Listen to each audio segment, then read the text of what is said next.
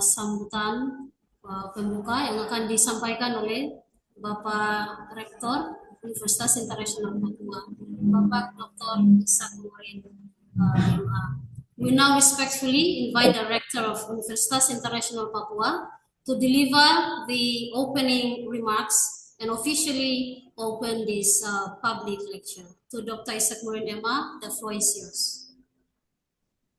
Okay, first of all, good afternoon, Professor Volker in Spain, and also good afternoon to, good afternoon, good morning, sorry, in Spain, good morning to Professor Greg.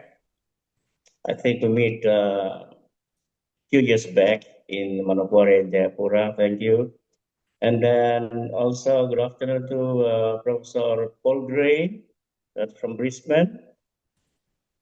Good afternoon, other academics who joined this academic events. Good afternoon, students and academics from International University of Papua.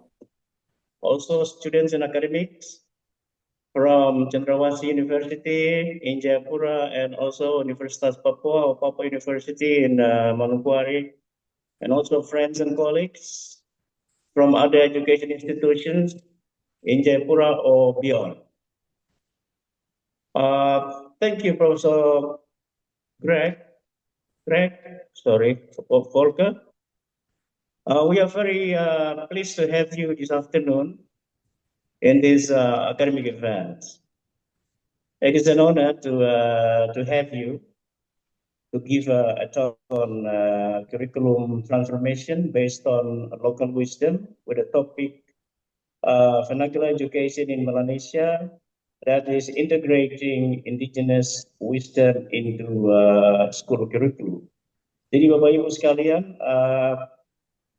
topik ini sangat bermanfaat bagi kita. Jadi beliau akan memberikan gambaran atau pengalaman tentang transformasi kurikulum yang berbasis kearifan lokal. Jadi Profesor Craig akan fokus pada tema atau topik yaitu pendidikan yang berbasis bahasa daerah, terutama di wilayah tanah Papua dan juga di beberapa wilayah di Melanesia. Jadi bagaimana mengintegrasikan kearifan lokal yang kita miliki di tanah Papua ke dalam kurikulum sekolah.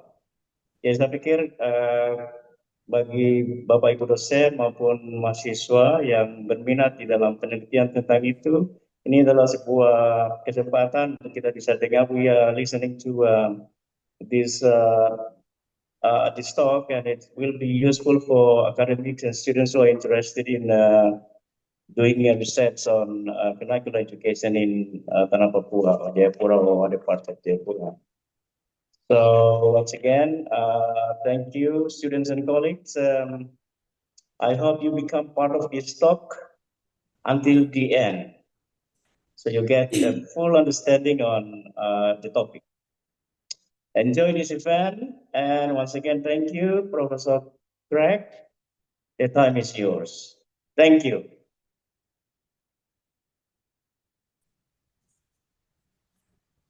Terima kasih Bapak Rektor. Thank you Bapak Rektor.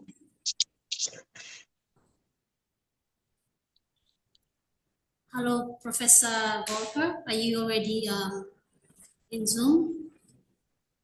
I am, yes, and I think things are working okay. We had some problems at the beginning. And you can see my slides, I hope. Yes.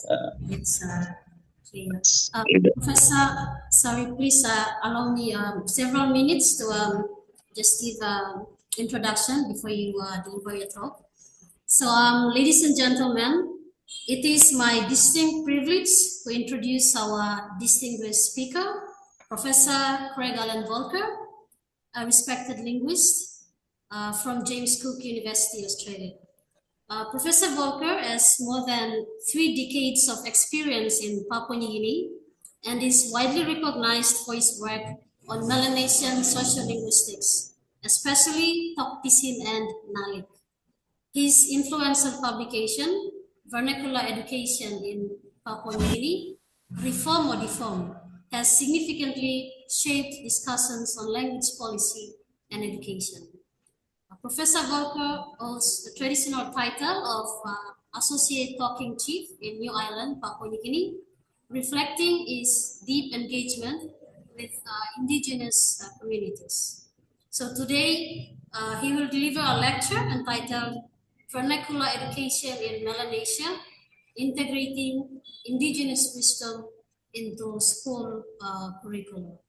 Jadi Profesor Alan Volker dari Universitas James Cook akan menyampaikan kuliah umum kita pada sore hari ini, dan kuliah umum ini berjudul Vernacular Education di Papua New Guinea. Professor Volker, the floor is yours. Thank you. Okay, thank you very much. Thank you for the invitation to come here. Following custom, I'd like to begin by saying pertama-tama saya ingin mengucapkan penghormatan kepada suku-suku asli Papua tanah dan budaya serta bahasa mereka. I'll continue in English so I don't embarrass myself with my poor Indonesian ability. I'd like to thank you very much for the invitation, because one of the things that I've mentioned several times to Selmina is that I don't think that we have enough academic cooperation across the border between Papua New Guinea and Papua Tanah. And I think that there's much for people in Papua New Guinea to learn from the other side of the border. At the same time, I think there's a lot that you people on your side of the border might be able to learn from Papua New Guinea. And if we cooperate together, we can only become much stronger on both sides of the border. There are two sources of knowledge that we have in both countries. One is Melanesian, and in Papua New Guinea, we call this custom. And custom is the ancestral knowledge that people have had for thousands and thousands of years. It's the knowledge that comes from a close association with the land. It's the knowledge that is held by trustees, such where I live, we call maimais or clan leaders, wangpang, who are talking chiefs, and other respected leaders, clan matriarchs. At the same time, because of colonialism, we have Western school systems that have come into both parts of Melanesia. We have schools, we've got universities. The trustees of knowledge at these places are people like professors. I think it's important to notice that at least where I live in New Ireland, and probably on your side of the border as well, when people are trusted with traditional knowledge, they're chosen by the clan, they're chosen by the community. It's not something that they themselves strive to achieve. In the Western system, people strive to achieve this knowledge, and individuals make the choice that they will access certain kinds of knowledge and that they will climb the academic ladder and use this knowledge. And I think this is a very important difference between the two systems. One is communal knowledge, one is knowledge that is rested with individuals who then work for the community. It's important, I think, in Melanesia that we access both sources of knowledge. In the corner of the slide, we've got a Papua New Guinea flag. On the flag is a bird that we call kumul in Papua New Guinea.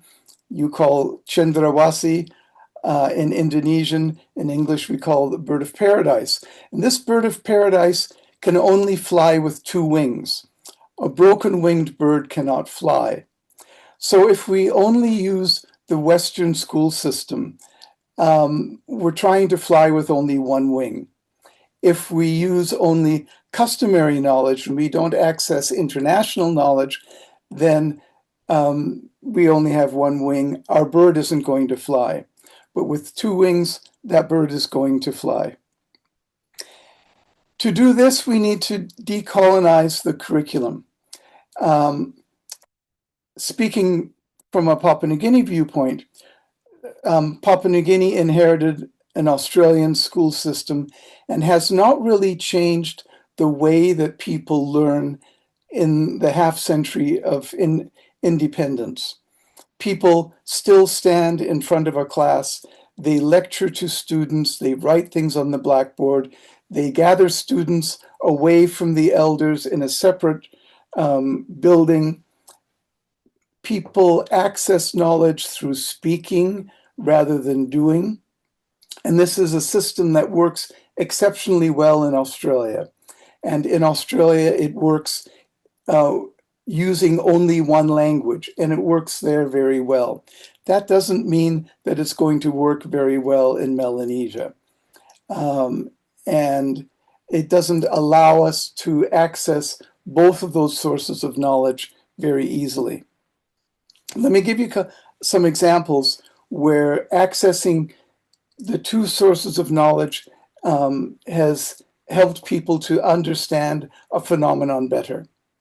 One is with this bird, the hooded pituhui dicrus, which is a bird that lives in the low hills as you go towards the mountains on the island of New Guinea. And this bird is unusual because it's a poisonous bird. If it secretes a substance on the skin, if you touch the skin, you'll get poisoned. It does this as a protection against parasites, against insects, and against predators. Now, when Western scientists went into the area where this bird lives, local people explained that this bird was poisonous, don't touch it, don't handle it. And Western scientists told them that birds are not poisonous, that this must be some kind of a story, that a legend to explain something that happened in the past, maybe to protect the birds from being hunted.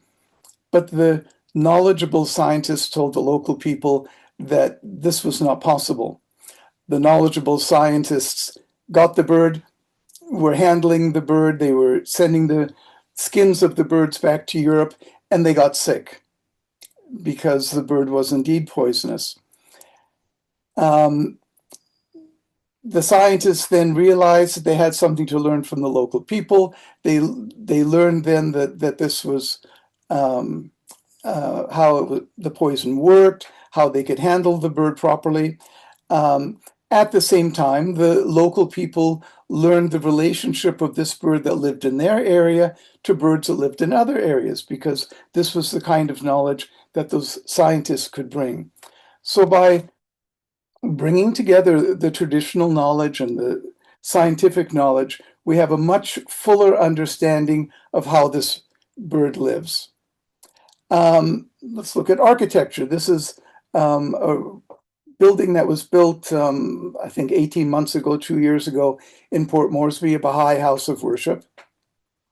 And you can see it's been built with techniques and with materials that have come from the outside. But the design of the building is meant to replicate Melanesian basket weaving. And for a religious building, I think that's a very proper symbol, a basket that brings all different kinds of people together. I remember when there were designs for this building being made, and I thought, oh God, please don't let this building be built, because the designs were so ugly. Or they were designs from other countries that really had nothing to do with Melanesian culture. But then a company gave a design, and this company was headed by an Australian architect together with a Papua New Guinean architect.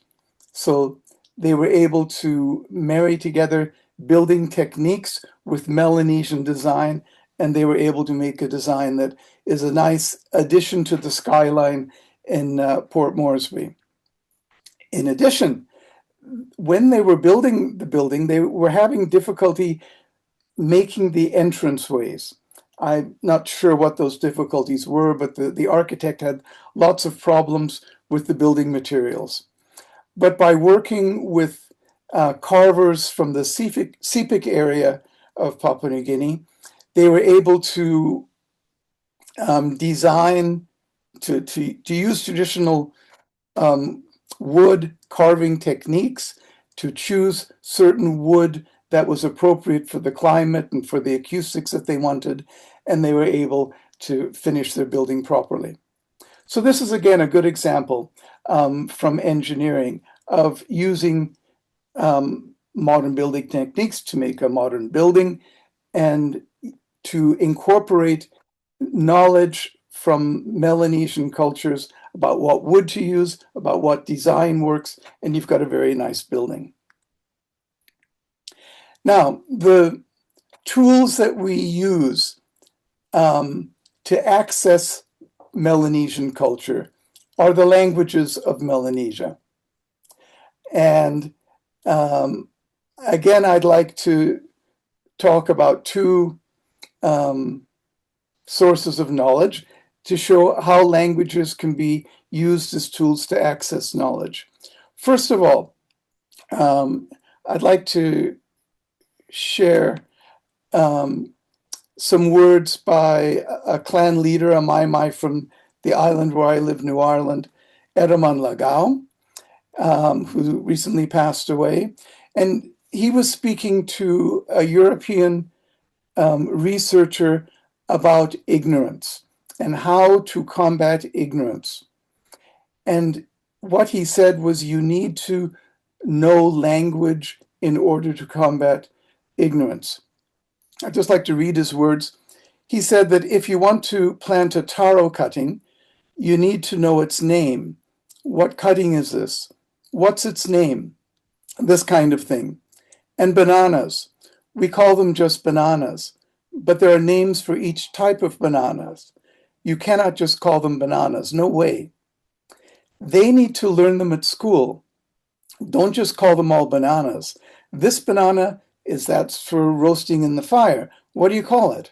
The bananas that get ripe and ready to eat. What do you call them? Something like that.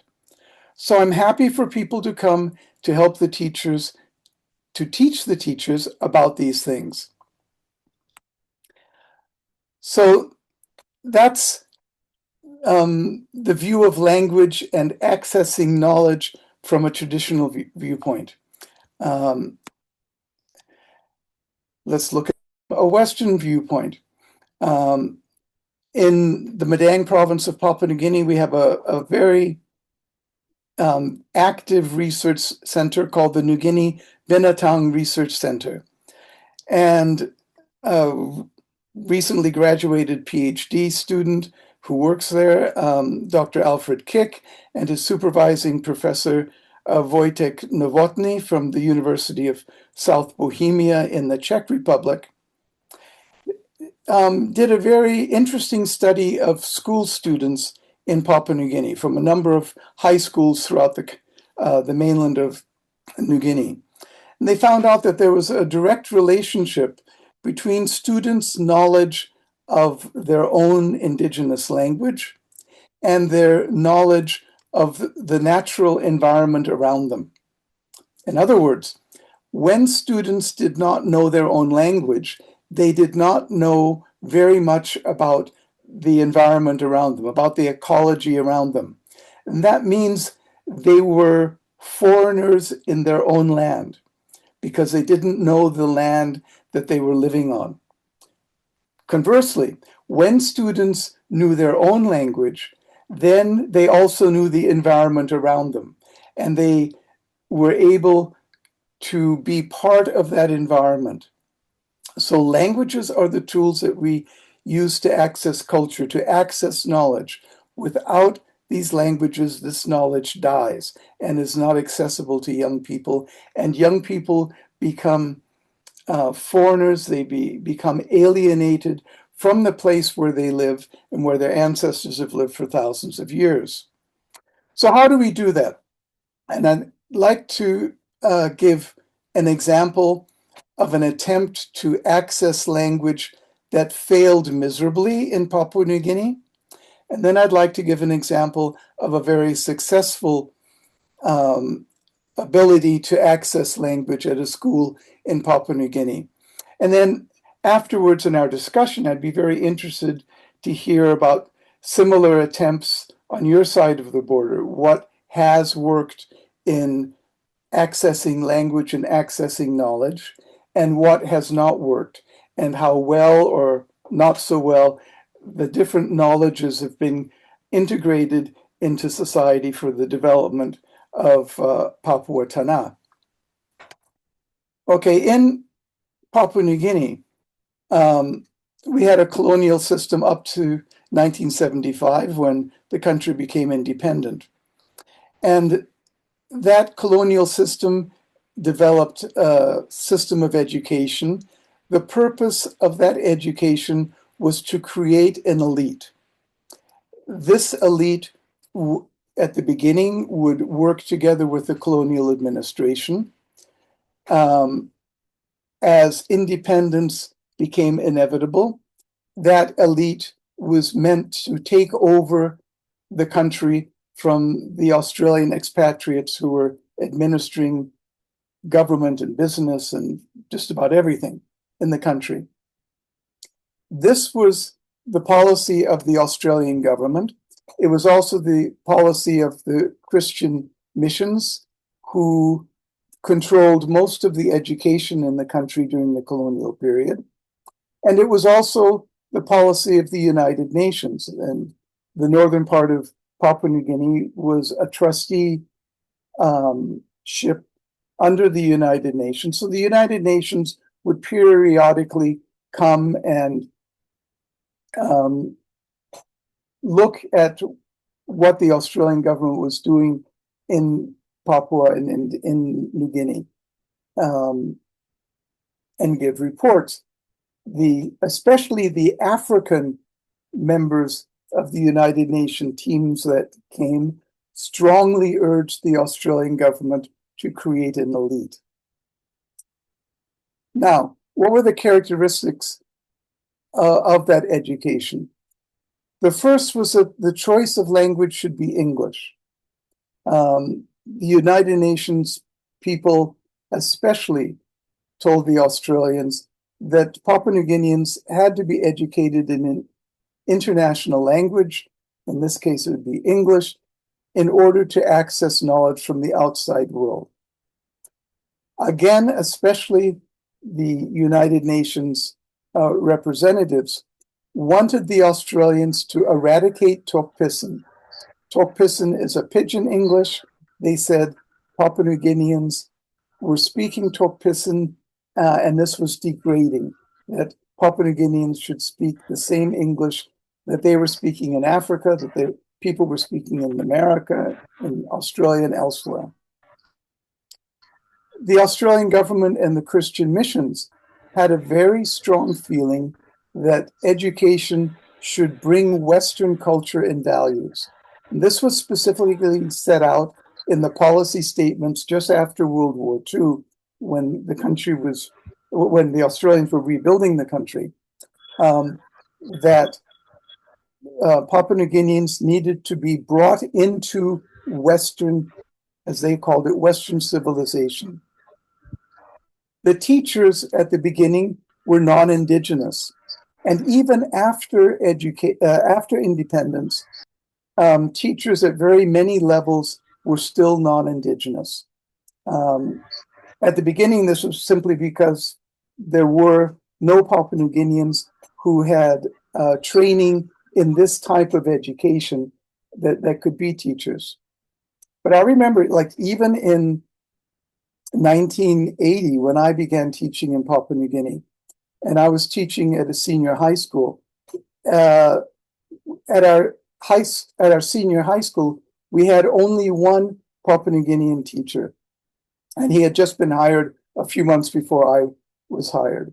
So even after independence into the 1980s, there were levels of education in Papua New Guinea where there were no Indigenous teachers, or where there were still many teachers, especially senior teachers, who were not Indigenous. Of course, there's nothing wrong with having non-Indigenous teachers. It's always good to have people from all over, but having only non-Indigenous teachers showed the types of values and types of culture, types of language that were being used in the schools. The schools were oriented towards jobs in cities, jobs in Western-oriented types of work. And then the idea that you have a job, that you go to at 8 o'clock, you finish at 5 o'clock, you get paid for doing that work. That work is not done with your family. This whole idea of a job was an introduced idea, and schools were training people to do specific types of work. The administration of these schools was centralized in the national capital. Parents paid money to send their kids to school. It was not free. And there were a number of examinations at different levels that would push people out of school. So at grade 6, if you didn't pass an exam, your education finished. At grade 8, it finished. Grade 10, it finished. Grade 12, it finished. And so not everyone had access to this kind of education. And this was a system that continued after independence in 1975. Now, in the end of the 20th century, Papua New Guinea was having lots of difficulties economically, socially, and people realized that the cause of many of these problems was in education.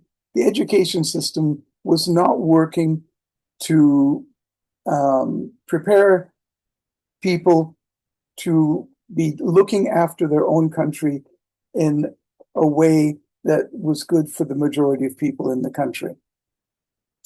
And so in the 1990s, the government decided that there would be a drastic reform of the education system, with the idea that primary school education would be available to all students in the country.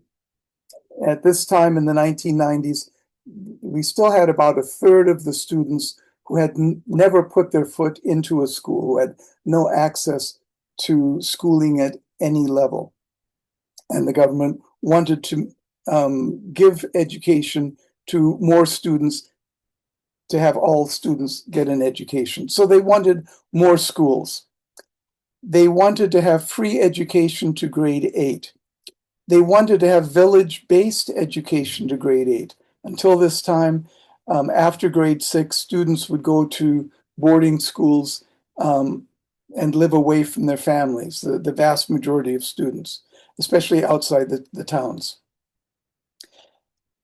A drastic change was that from kindergarten to grade 2, so the first 3 years of schooling, students would learn in their own language. And initial literacy would not be in English. Initial literacy would be in students' own language, because we know that it's easier to read and write in your own language, not in a foreign language. Because until this time, the moment you walked into school, all the reading and writing was in English.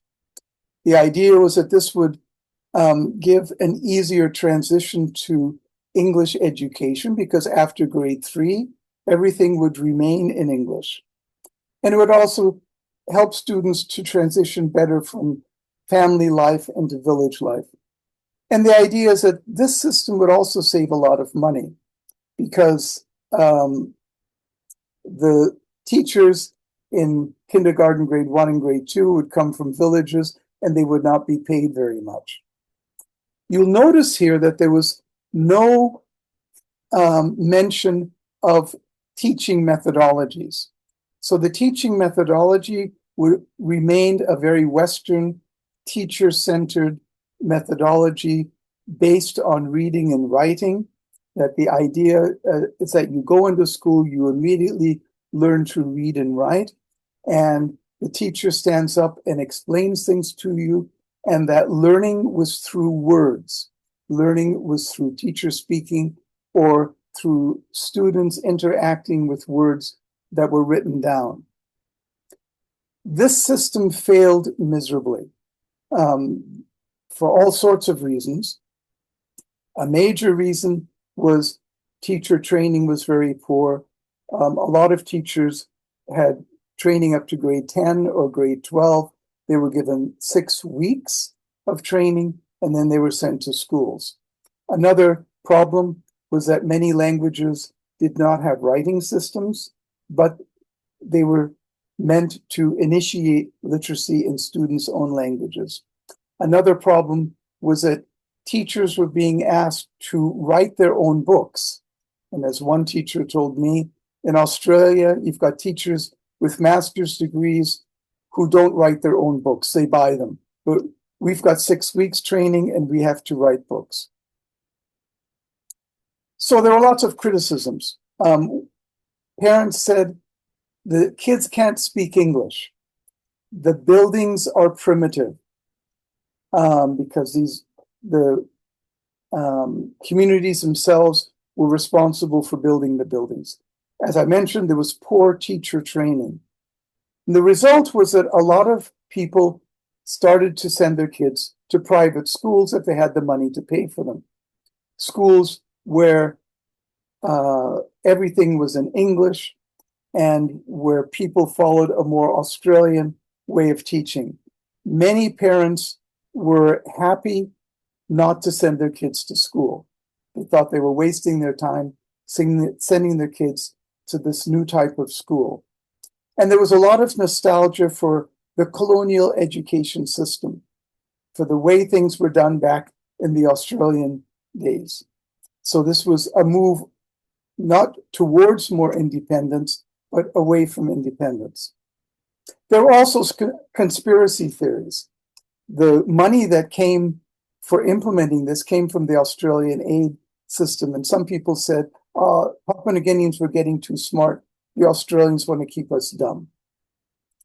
I don't think that was true, but that's what some people thought. So in my village, I went to a teachers and parents meeting and I asked parents what they thought about this system. The parents told me, why should our kids learn to read in our language? There's nothing to read. There are no books. Nobody will give you a job just because you know our language. You can get a job working for a bank because you speak English, not because you speak our Nalek language, not because you speak Tokpisin. And children can learn our language at home. People remembered that they themselves grew up with their languages naturally. This was often told to me by parents who I knew did not speak their language at home, who were speaking Tokpisin or even English at home because they thought that would help their kids. In the village where I live, probably today a majority of families do not use their local language at home. They use Tokpisin, or in a few cases, they use English.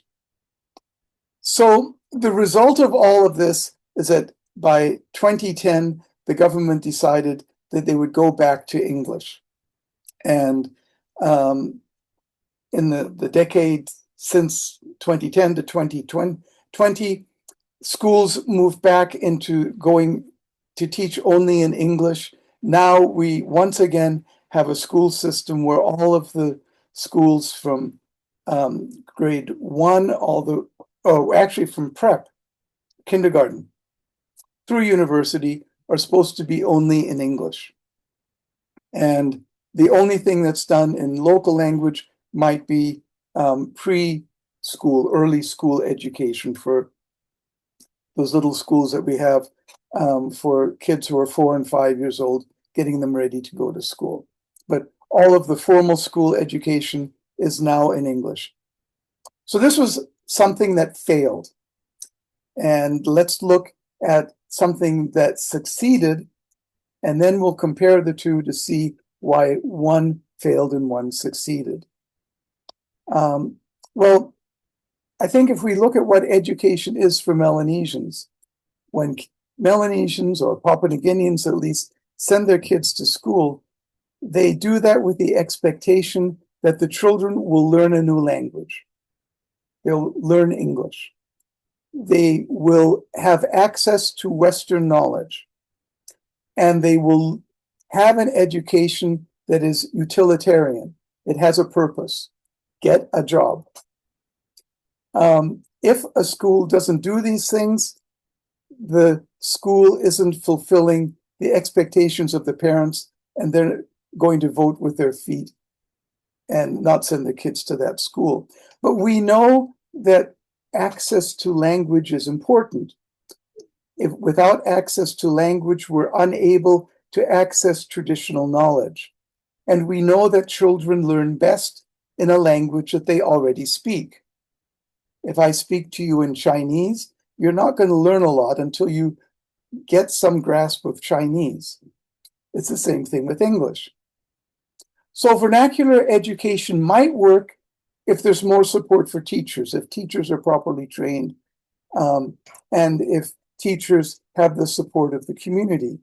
And vernacular education might work if it's in response to the desire of the community. The communities did not tell the government that they wanted education in local languages. This was something that academics told the government would be good. And then the national government told everybody in the country, this is the way you're going to do this. In other words, this was kind of a colonial way of making decisions. The central government makes a decision for everybody. Vernacular education might work if it's utilitarian with practical outcomes, and if it's coordinated with English. If parents see that through vernacular education, children also learn English. Okay, so let's go to something that worked. And this is in the island where I live, in New Ireland, and with the Notchi-speaking people.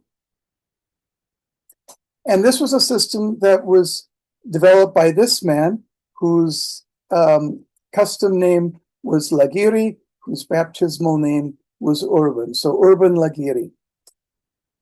This is the only picture that we have of Urban Lagiri, and he lived in the 1970s, he worked in the 1970s, 1980s. You can see that he's using crutches. His legs are deformed. He was born with legs that didn't work. But as a young child, elders noticed he was exceptionally smart. So the elders said, what are we going to do with this guy? He's smart, but he's never going to be able to go gardening. He's never going to be able to go fishing. He's not going to be able to walk long distances.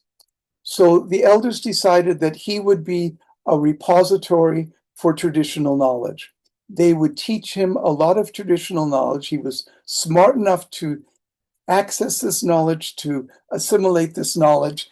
And he grew up to be what we call a Maimai in New Ireland, to become a clan leader who ran his clan, who explained things to people, who taught people. And it looks like he's probably talking in this picture at some kind of a feast. Well, Lagiri could see that children in the 1970s were leaving school and not behaving properly as young adults in the village. They were unable to do a lot of things. They weren't as smart as their parents in terms of living in the village. He also saw that the school system was geared for getting jobs, but almost none of the children in his remote village were able to access jobs. They weren't able to work. So he thought, what can we do about this school system? So he consulted with the schools. At that time, the people running the schools were still Australians. And they made an idea that they would put the national 5-day school curriculum into 4 days. So they'd squeeze 5 days into 4, and they would give 1 day to Lagiri. So this Wednesday was Culture Day. And on Culture Day, the teachers did not teach. All of the work that was going to normally be handled on a Wednesday was being handled on Tuesday and Thursday. The kids would not come to school in their school uniforms. This was a day when their mothers could wash their school uniforms. They would wear bilas. Bilas is a word that means traditional dress. They would come to school in traditional dress.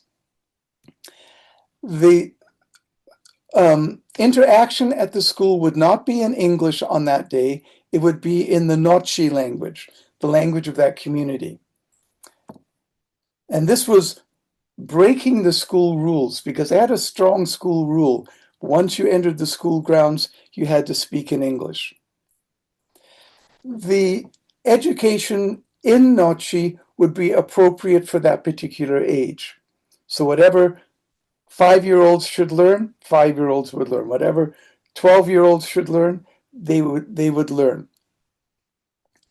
It would be appropriate for boys or girls. There are certain things that men do. There are certain things that women do in Nochi society. The girls would be taught those girl things. It wasn't one curriculum for everybody. Most of the education would be outside. The children would learn about gardening. The children would learn about fishing. They would learn how to get things to weave. They would learn how to dance. You can't dance in a classroom. You dance outside. We have an institution in New Ireland called House Boy, which is the men's house. And that's where traditionally young men, unmarried men, would live until they got married, and older men would come and teach them knowledge. So the boys were brought into the House Boy and taught things that men should learn: how to fish, how to control the weather, how to carve, how to administer the affairs of the village. Similarly, we have a house cook for girls, and the girls would be with their grandmothers in the house cook on Wednesdays, and they would learn things that young women should know: how to look after children, how to control birth, how to deal with menstruation. And New Ireland is a matrilineal society where land is owned by women. So in the house cook, the young girls would learn about clan land boundaries, how to buy and sell land, whose land belongs to whom, and what to do in land disputes. The teachers on Wednesdays were Lagiri's assistants. They would get materials, they would help with the disciplining of the children, do organizational kind of things. But Lagiri and the people he brought to the school, they were the bosses on Wednesday, and the teachers voluntarily gave up their status to Lagiri and his assistants. The Lagiri, because he was a Maimai, because he was a clan leader, was able to get the support of the community for this project. So it wasn't something that was imposed from the outside. This was something that the community developed and that Lagiri was able to organize. And they paid him as well. They would bring food to his house. Remember, he couldn't garden himself. They would give coins to the kids to give to him on Wednesdays, so he had money for necessities. They built him a house on campus. All of the teachers were living on campus. He lived among the teachers. This showed that he had the same status as the teachers, even if he had never gone to teachers' college or university. His teaching was oral.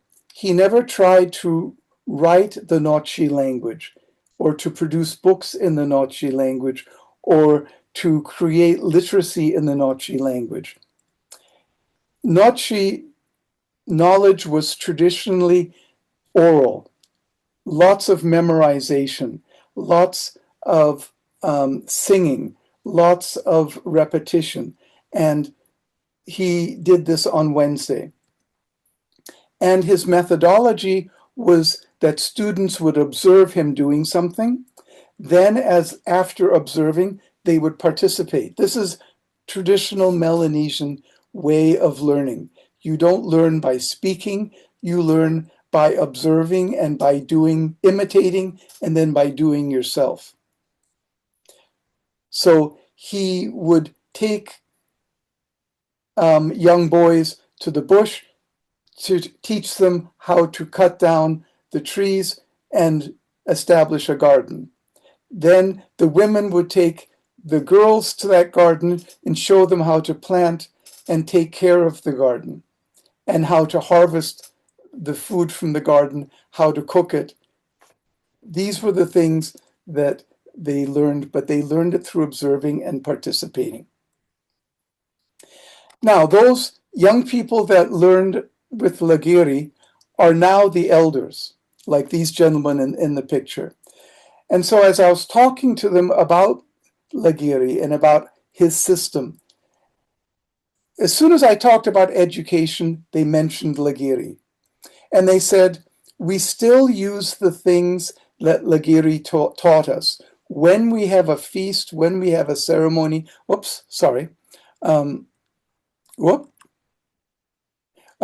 when we have a feast, we ask ourselves, what did Lagiri tell us to do? And they say that he taught us how to live in the village. We all are living our whole lives in this village. He taught us how to do that with dignity. He taught us how to speak correctly in ceremonies and in public. He gave us confidence because our school always won prizes at singing contests. And this showed us we were better than all the rest. And this system helped school discipline because Lagiri was living on campus.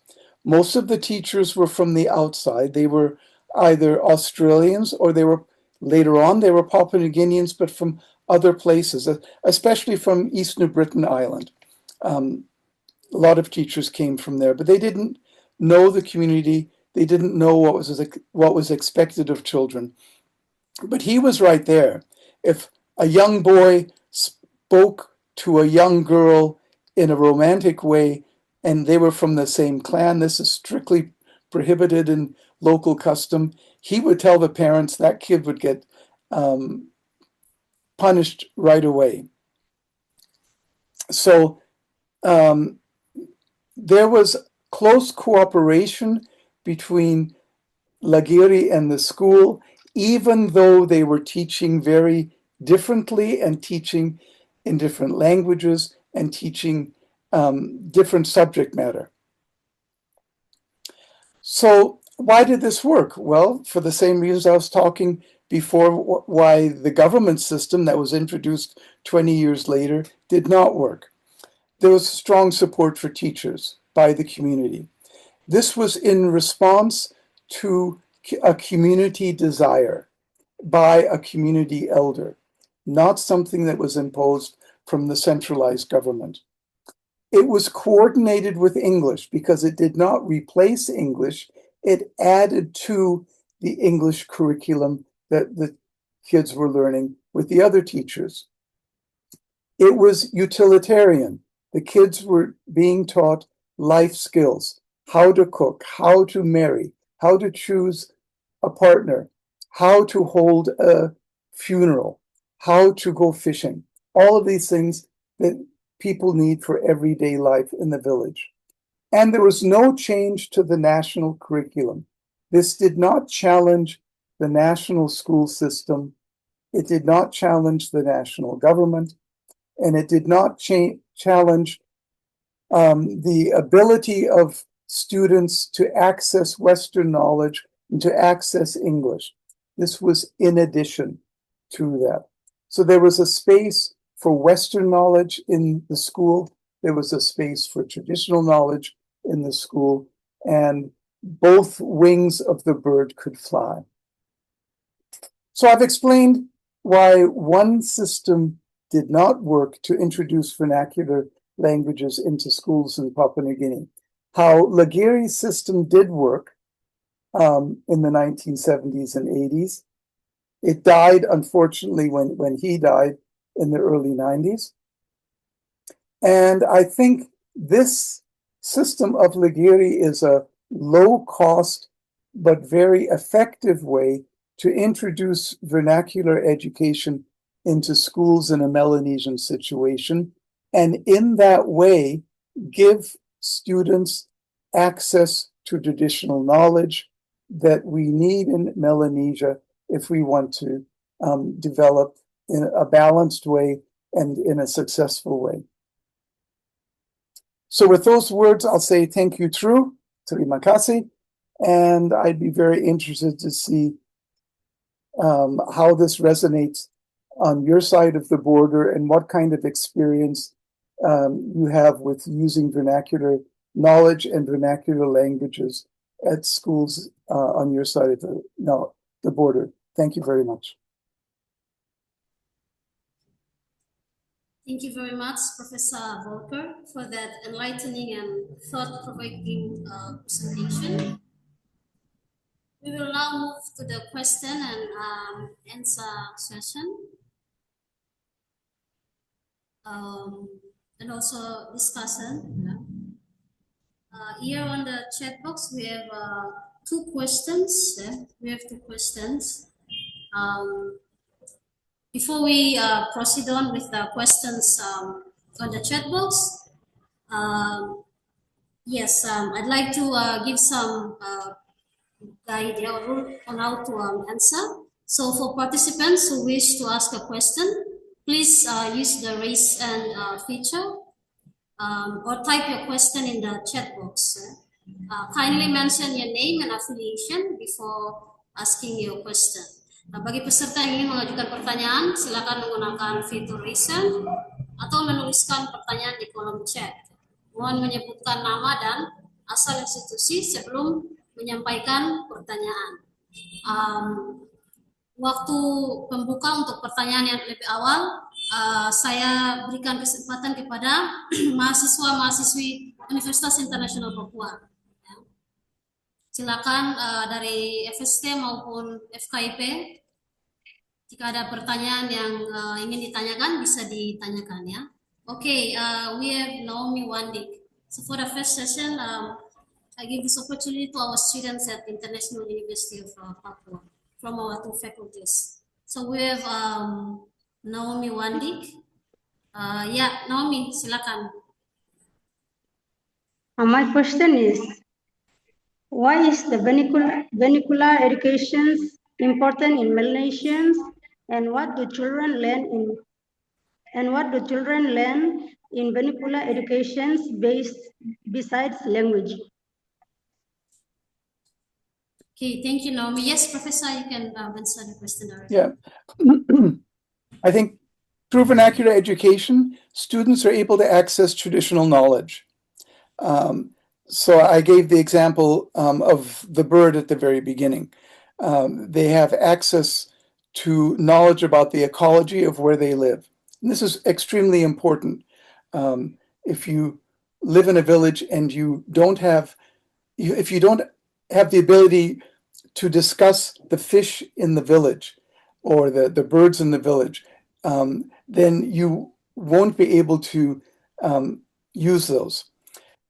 You have access to traditional history and to the knowledge of land ownership, of relationships between clans, without access to local terminology about clan relationships, about the relationships inside the family, about the words that you use in certain ceremonies, you're unable to participate fully in those ceremonies.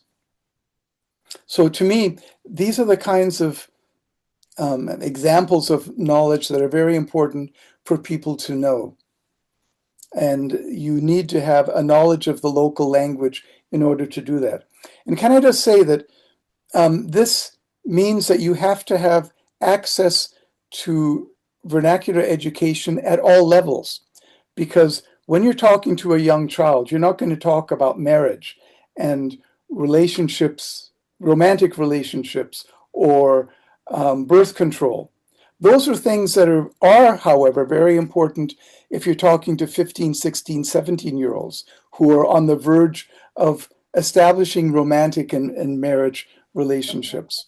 So you have to have knowledge at all levels.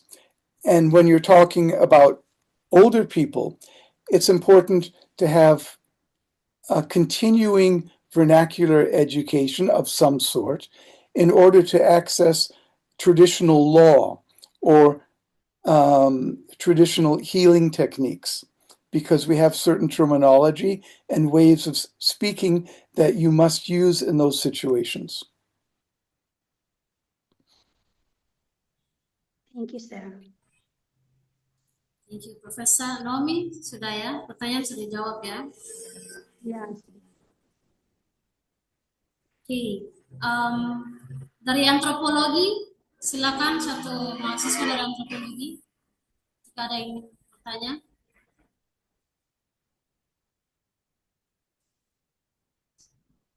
Do we have any students from the anthropology education department who wants to ask question? Kalau dari prodi antropologi belum ada, kita pindah ke FST ya. Silakan FST, Faculty of Science and Technology. Silakan, ada mahasiswa dari FST yang ingin bertanya, silakan.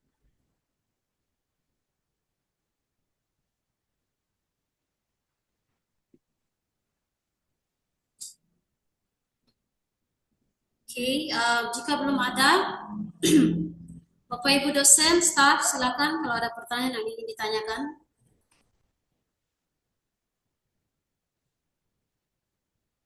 Okay, we have a question from Vice Rector 3, Mr. Abenusama. Silakan, Bapak Wertiga. Thank you. Thank you very much, Ms. Rumawak. Hello, Professor Volker. Thank you very much for very important lessons that you have given us today. It's really amazing, enlighten our understandings on how to understand our own people, especially the Melanesians, because we were connected before the borderlines were set up by colonial rules and also the government rules. So I am really interested the way how you explain about we cannot just mention banana, but there are, certain types of, let's say, banana that have their own names. Let's say the banana that can, ripe and we can eat directly without cooking. That's also different names. So that's really important in, western part of New Guinea Island, in West Papua here. We don't really, there are two groups of West Papuan generations today that they understand their own mother tongue, local languages, but they're also, some of them don't understand their language, which means something will be missing if we don't teach them using the same methods. So what is your solutions? What is your opinion, or what is your view based on this? how to educate young Melanesian people in West Papua that they don't speak their own mother tongue, and also because they only speak Bahasa Indonesia. Now they are trying to learn English, but they don't speak mother tongue. How to, teach them using the Melanesian way? That's really important lesson that you use urban nirigi. That story, that's awesome story and awesome methods. Thank you. I think there are a couple of things. One thing is, I don't know about your side of the border, but in Papua New Guinea, because Papua New Guinea was colonized by Australia, and Australians generally speak only one language, people have the idea that in Papua New Guinea, we should speak only one language, just like the Australians, and then we'll get developed. And I think they don't realize that Australians did not get developed because they speak only one language. They got developed in spite of being handicapped by speaking only one language. One of the great strengths of Melanesian culture is multilingualism, how everybody can learn many languages. So it's wonderful that people in West Papua learn Indonesian. It's wonderful that they learn English. But this should be in addition to their local language, not instead of their local language. And I think one thing that would help would be in Melanesian countries, that we would have more public service announcements talking about that. People like you and me going on the radio, going on television, and speaking about how, yes, let's learn Indonesian, let's learn English, don't forget local languages, because they're also important. All are equally important. And this image I gave of a bird with two wings, I think is an image that people in Melanesia can understand very well. The other thing is when people want to use local languages in schools, that they use Melanesian techniques for teaching Melanesian languages. So you don't need to read and write. If you want to have reading and writing, that's wonderful. But it's not necessary, because people in Melanesia were learning things for 40,000 years without reading and writing. You don't need to have the teacher speaking and the kids repeating. You need to have the teacher doing and the teacher and the children imitating. So you need to use Melanesian teaching methodologies. So these need to be explained sometimes to people who want to become teachers. That, yes, one way of teaching is this Western way of teaching, one way of teaching is the Melanesian way. And you mentioned that you've got a lot of Melanesian people in West Papua who don't speak their own language. We have the same thing in Papua New Guinea nowadays, where you have children who speak only Tok Pisin. And they grow up to be adults who don't feel secure in their own culture. And this is not healthy for a society. So it's extremely important that people feel secure in the society in which they live. And over on your side, I think where you have so many people from other places in Indonesia moving to West Papua, it's also important that those people that transmigrate into West Papua also have access to Papuan languages in order that they can become integrated into Papuan society. Because integration goes both ways, doesn't it? You people need to learn about the Indonesian language and the ways that everybody in Indonesia does things. But by the same token, those people that move to Papua need to have a relationship with the land. That comes from a relationship with local culture, and that comes with some understanding of local language.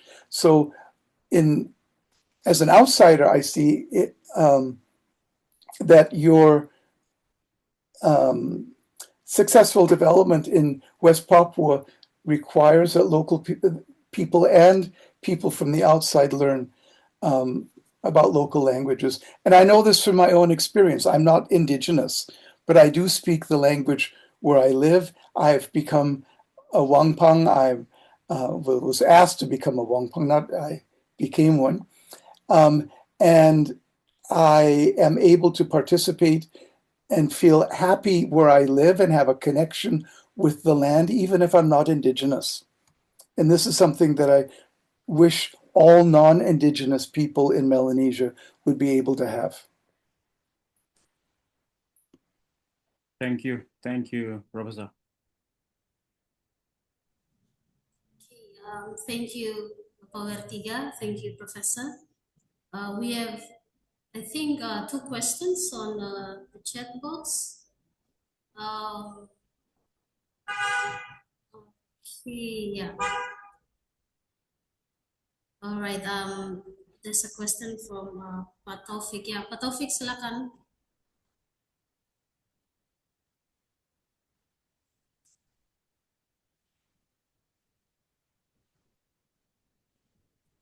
Halo, ya.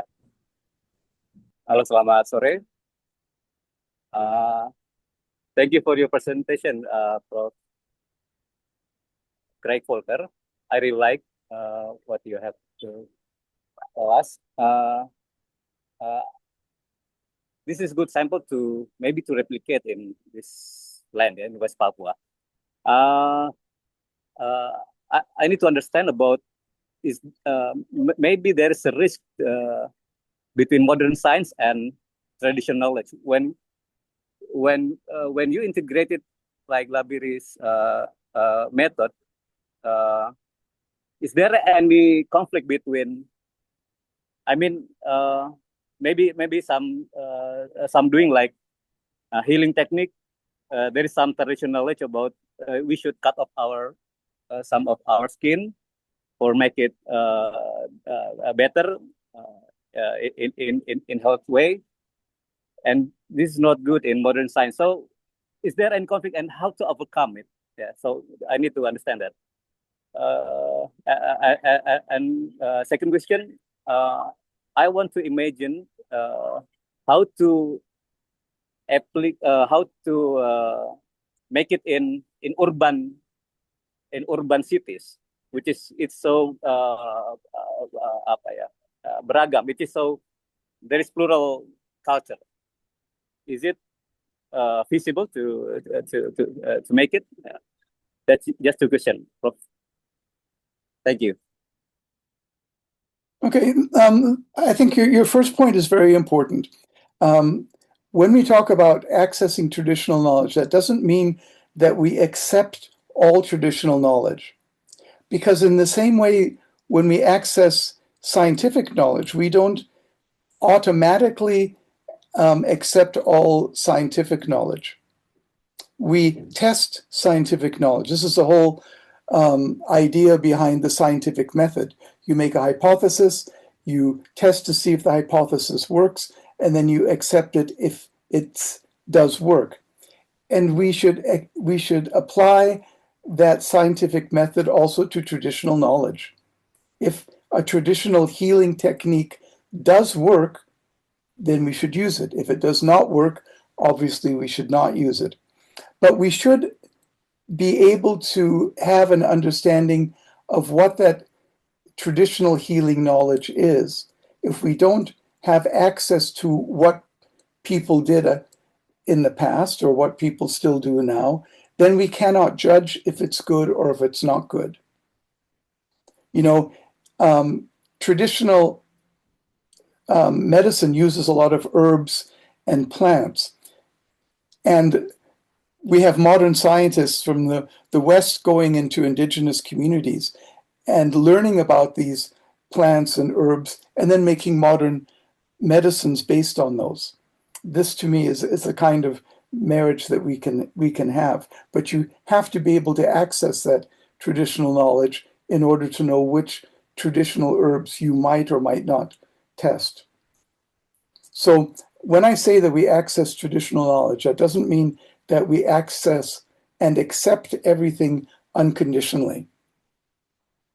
We test everything.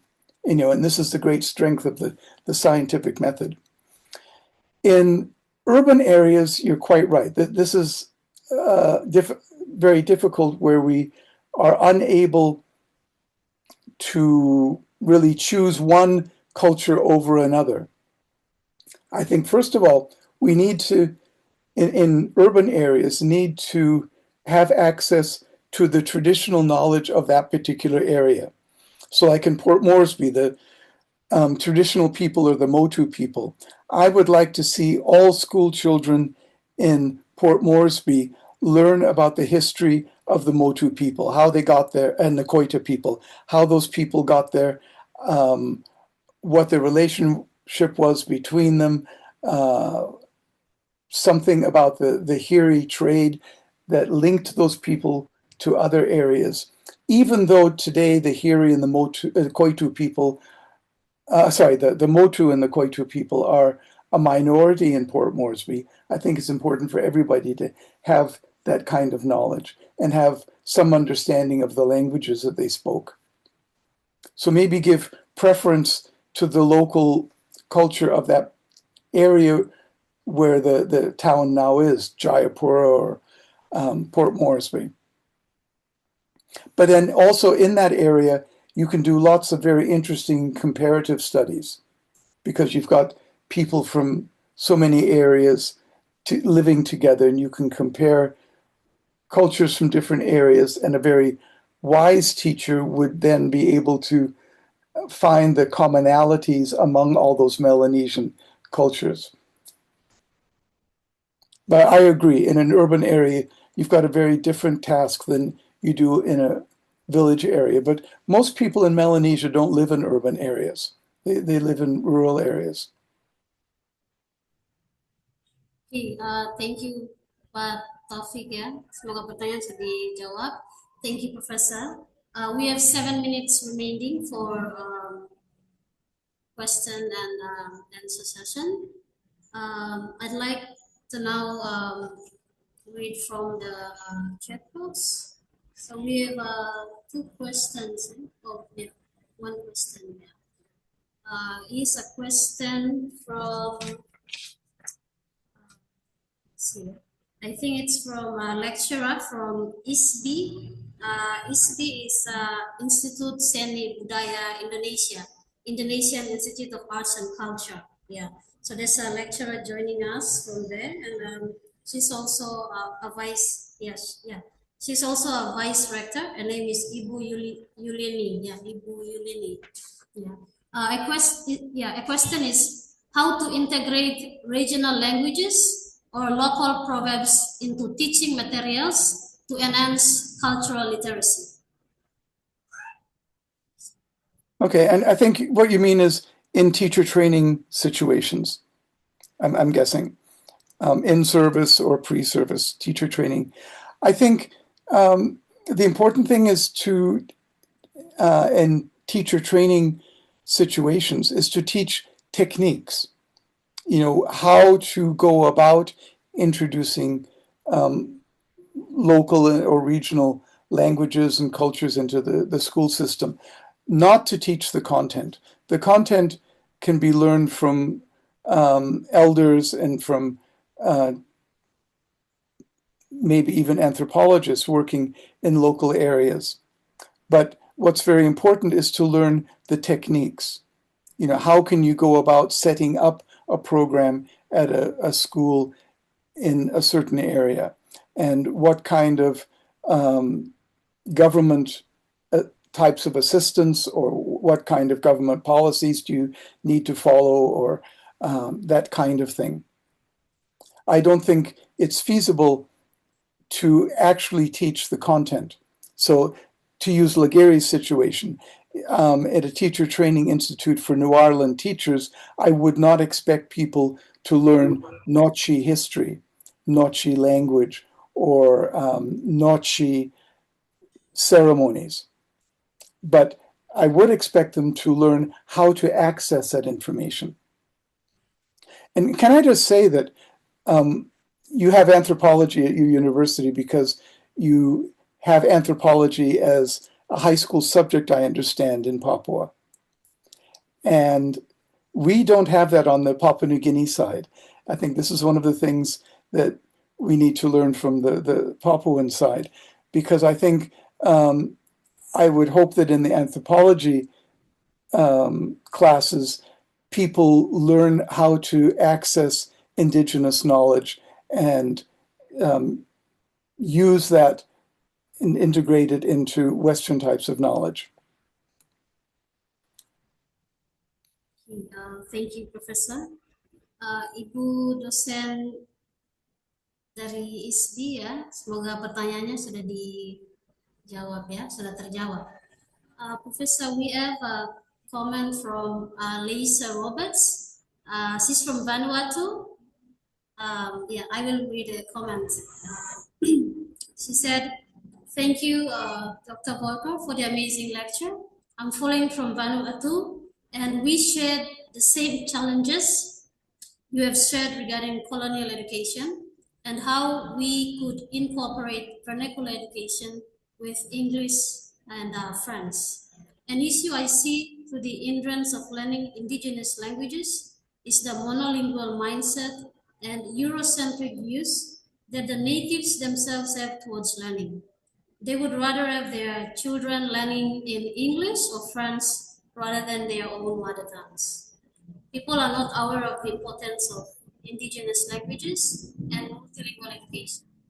I find Lagiris teaching methods interesting since we are Melanesians learn best by observing and participating. Thank you again for this powerful lecture. Yes, Soleil Roberts is a teacher from Vanuatu. Okay, oh, that's exciting that we're having people from west to east in Melanesia at this meeting. I understand exactly what you're talking about because we have the same thing in Papua New Guinea, that you will have parents who are able to speak their own language, and they both speak the same language, but then they'll use English with their children, thinking that the children can be taught better when they're monolingual. This is what you're talking about is a very good example of the need for decolonizing the school system. Independence is much more than having a flag and having your own currency and a national anthem. Independence means being equal to others, and being equal to others means that you are able to do things in your own way at the same time that you're interacting with others. And this is something that people throughout the world, not just in Melanesia, need to understand. We're still in the early stages of decolonizing the planet. This is not something that's going to happen in just a few decades. It will be taking a few hundred years to understand this if we do it successfully. Thank you, Professor. We have 1 minute remaining, so here's last question. Do you think vernacular education should be used only in early grades or throughout all levels of education? Definitely throughout all levels of education. Definitely throughout all levels, wherever it's feasible. And this includes universities. You're not going to have lectures in local languages because you've got so many languages at a university, but you can do projects that encourage students to go back and access their own traditional knowledge from their own cultures and then share it with the other students. If you're doing a history project, go back and find out the history of your clan, the history of your people. How did they get there? When did sweet potato first come into your area? How did it come in? Who brought it? These are things that are important in a history class just as much as learning about World War I and World War II.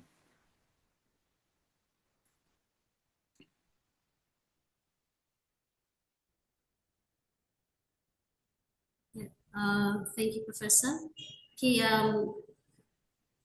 we're already running out of time, but I see there's a question from Papa Peter Upesi, so I think we'll take that as a last question. Bapak, sorry.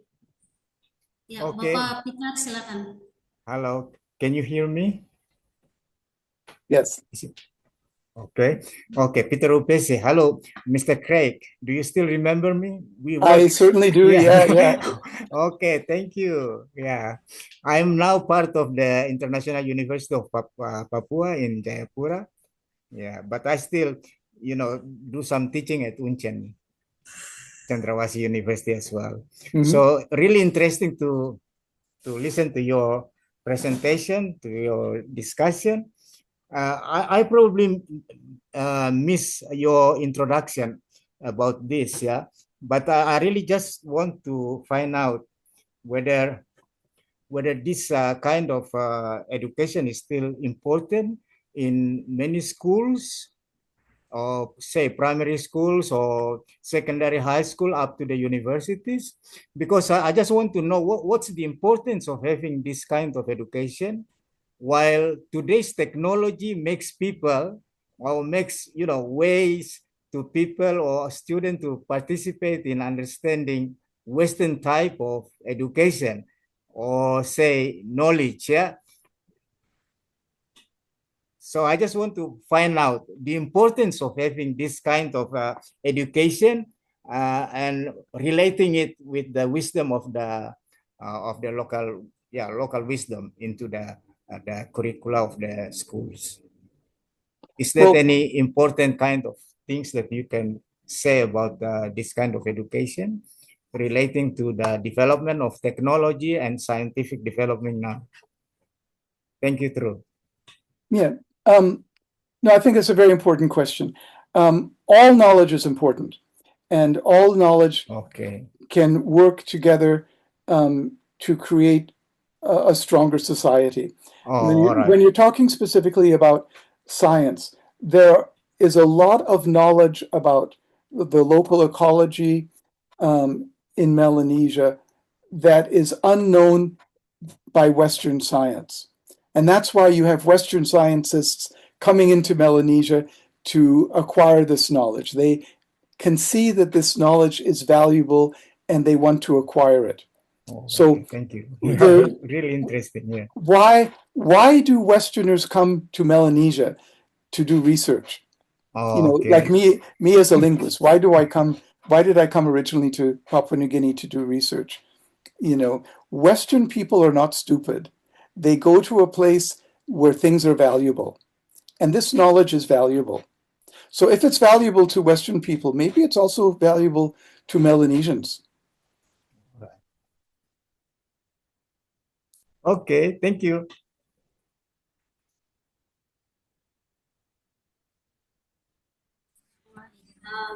Terima kasih Bapak Peter. Thank you, Professor. Thank you, We have 6 minutes left. Yeah, there are still several questions on the chat box. Yeah, and also some students are raising their hands. But Professor, if may students like send email to you, like their questions to you, and you can answer it because we're running out of time. So. No, of course. All right, thank you, Professor. Bagi mahasiswa ya dan beberapa penanya lain yang pertanyaannya belum dijawab, nanti bisa kirim email ya langsung ke Profesor untuk bertanya kepada beliau.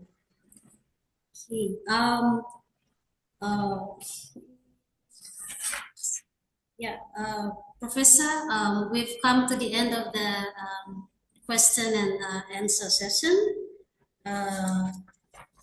Thank you very much for your enlightening and thought-provoking presentation. Before we will end our public lecture for this afternoon, we have Professor Greg from Brisbane and also Professor Yendise from Unchen. Both of them will give short comments or remarks before we conclude our public lecture for this afternoon. Silakan yang pertama, Prof. Greg from Brisbane. The floor is yours, Professor.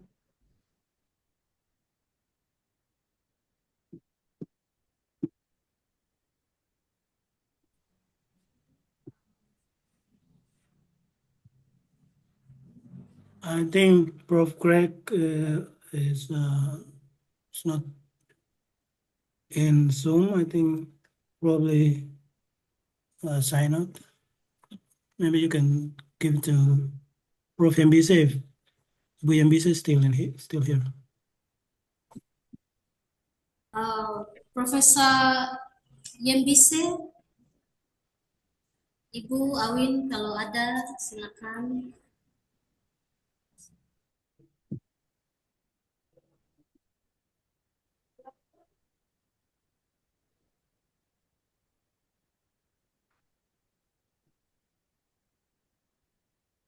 Okay.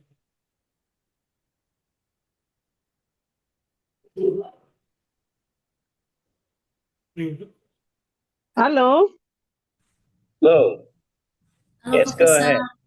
silakan. All right. Sorry, I'm not really listen to Professor Craig because of the voice. It's a little bit low. But actually, I'm so interested in Professor Craig lectures. It is very good information for us as lecturers here, especially for us at the Faculty of Teaching and Education, and also international students, from other, universities as a participants now, yeah. Talking about the curriculum is I think it's a problem here as well, yeah. As lecturers who are dealing dealing a lot with the curriculum here in Papua, I think we are facing problems as as I learned from the students who are taking the magister program as English teachers there. They always complain about the curriculum here. Curriculum is a national curriculum, so they have a problem also with the local cultures, and then they also really need to have a strategy how to integrate the local wisdom in Papua into the national curriculum. That's the problem here in Papua. And I think this is a part of the challenges that we are as English teachers, as lecturers face to prepare our students to understand the things that we think are very important for our future generations in Papua, so that they don't lose their identity, but they still keep the identity. Life change, technology change, the way of people think change. Of course, it has a big effect to our life here in Papua, especially the new generation. So thank you so much for Professor Craig. Even though we are far away, but we feel so close to you. One day you come back and talk to us again. Just motivates us to work together to make a change in Papua, or especially in our country. Thank you so much. I give the time back.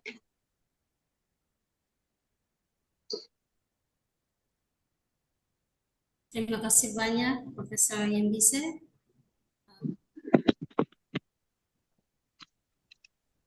Professor Volker, would you like to say something to respond to Professor Yembise's remarks? Okay. No, I'd just like to say I very much sympathize with the issues that you have. dealing with both training people to deal with the national curriculum and trying to integrate local knowledge into that curriculum as well. It's not an easy task.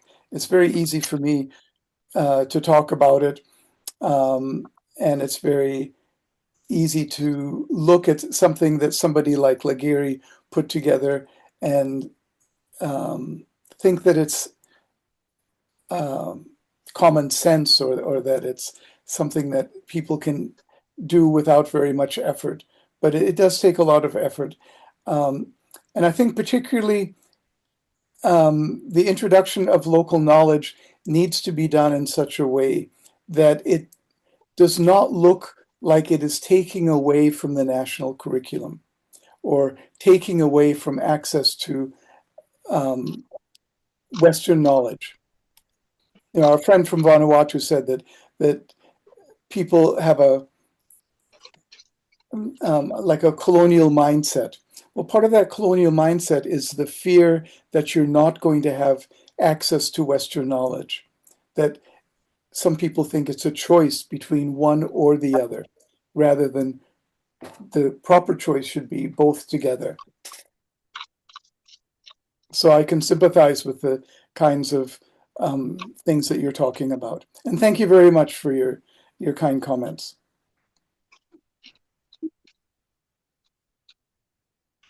Thank you, Professor. Professor Greg from Brisbane.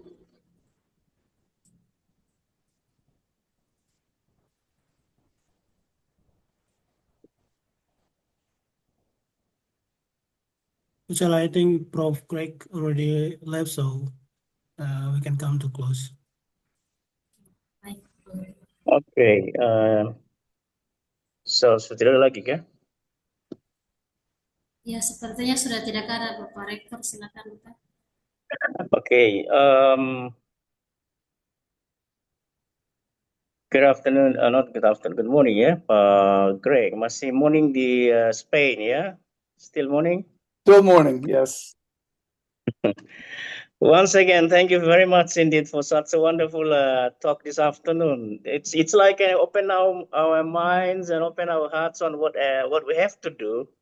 Like Giri did in the past, I think I think this is very important for our anthropology student, as you recommended earlier, that they have to start doing it now. So they go back to the villages and do this kind of thing. So it's maybe that's the initial way that we can do now instead of regretting what happened. But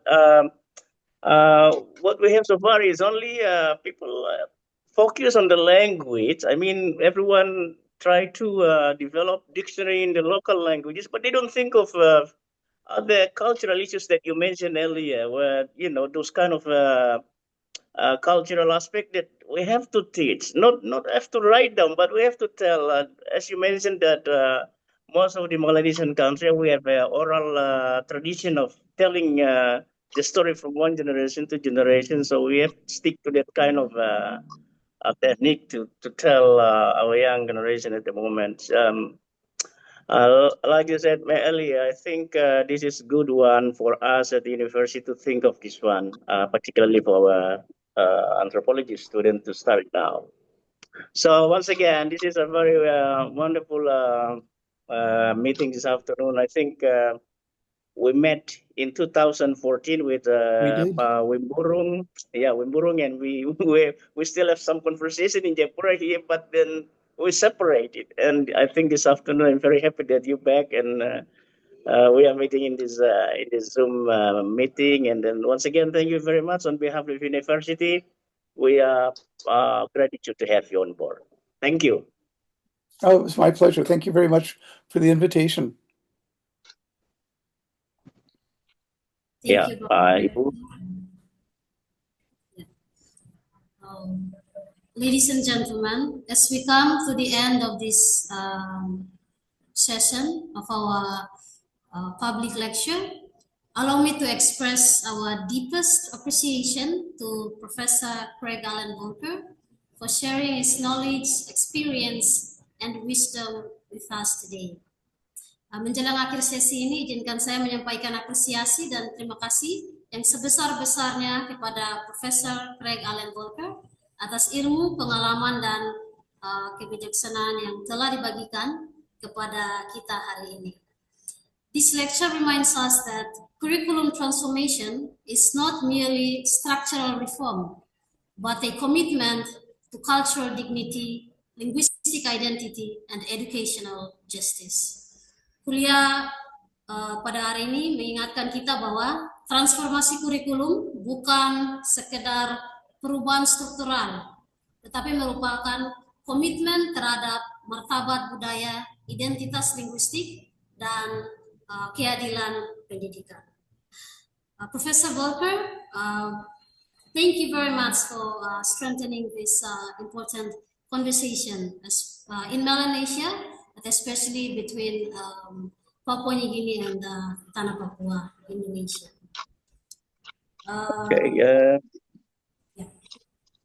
Yes, Ibu Selmina. Are you there?